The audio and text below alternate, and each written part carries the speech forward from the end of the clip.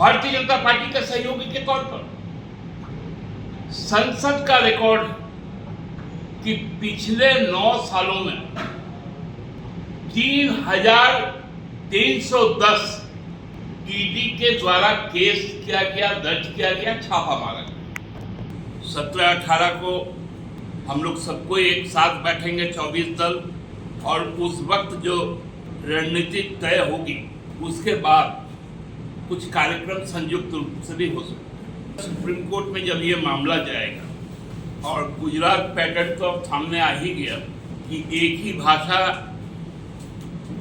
जो lower court बोलती है, सेशन कोर्ट बोलती है, वही high court. Bharatiya Janata party के सहयोगी के तौर पर संसद का रिकॉर्ड कि पिछले 9 सालों में 3,310 ईडी के द्वारा केस किया गया, दर्ज किया गया, छापा मारा गया।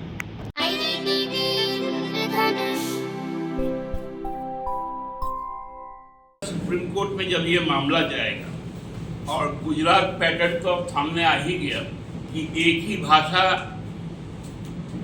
जो लोअर कोर्ट बोलती है, सेशन कोर्ट बोलती है, वही हाई कोर्ट कहती है। हाई कोर्ट तो थोड़ा आगे जाके बोलते हैं, तो उस पर भी हमको लगता है कि सुप्रीम कोर्ट विवेचना करेगा ही।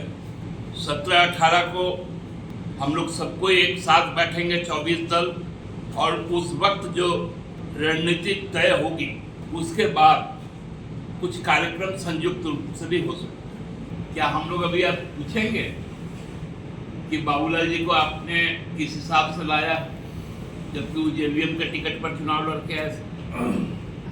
माननीय उच्चतम न्यायालय ने पहली बार इस देश के किसी जांच एजेंसी, और वो भी सर्वोच्च जांच एजेंसी, के वैधता पर ही सवाल खड़ा, और केंद्र सरकार से पूछा कि ये एक अकेला अधिकारी क्या इस सरकार के लिए अपरिहार्य है? हम लोगों ने पिछले दिनों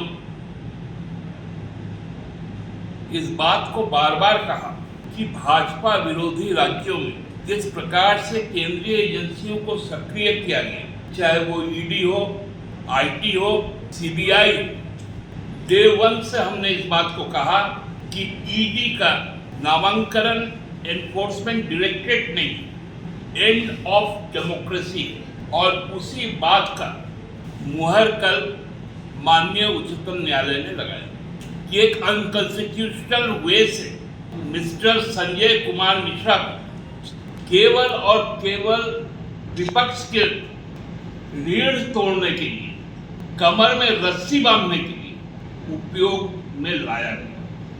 ये सभी को जानते हैं कि यहाँ पर जब सरकार ने काम करना शुरू किया, उसी वक्त जांच एजेंसियों को पेनिट्रेट किया गया, घुसाया गया, ताकि गवर्नेंस डिस्टर्ब हो जाए। केवल केंद्रीय जांच एजेंसी नहीं, केंद्र के जो प्रतिनिधि है राज्यपाल, उनके द्वारा भी ये प्रयास किया। मैं एक छोटा सा सवाल पूछना चाहता हूं। चुनाव आयोग का जो आंकड़ा आया 21-22 फाइनेंशियल ईयर में, इस देश में जो इलेक्ट्रल बॉन्ड, उन इलेक्ट्रल बॉन्ड में कुल मिलाकर सभी पार्टियां, राष्ट्रीय क्षेत्रीय पार्टियों को मिलाकर 9,188.35 करोड़ रुपए आए।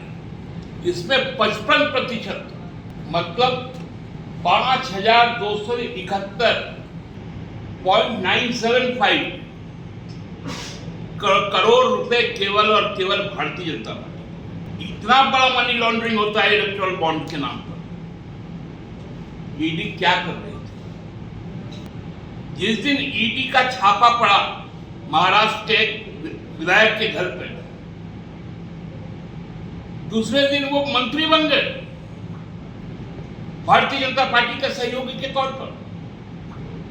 संसद का रिकॉर्ड कि पिछले 9 सालों में 3,310 ईडी के द्वारा केस किया गया, दर्ज किया गया, छापा मारा गया, और मात्र 23 व्यक्ति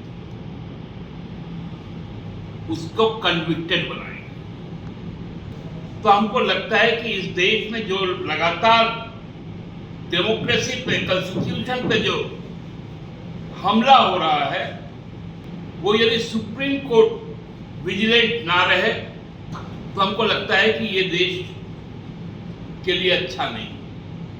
अभी कुछ दिन पहले ही आप लोगों ने देखा, सिद्धि में, मध्य प्रदेश के एक आदिवासी युवक पर भारतीय जनता पार्टी के नेता के द्वारा अमानवीय कुकृत्य किए गए। उसके विरोध में जब यहाँ के आदिवासी संगठन भारतीय जनता पार्टी के खिलाफ अपना आक्रोश व्यक्त कर रही थी, तो जो नवनियुक्त प्रदेश अध्यक्ष,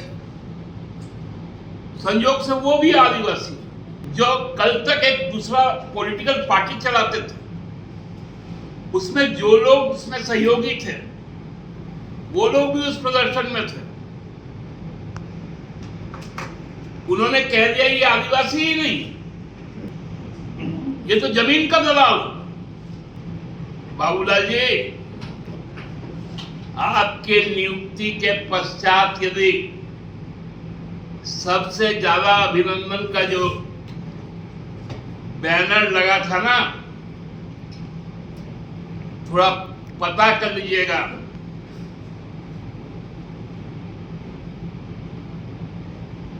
वो किस पेशे से जुड़ा हुआ है।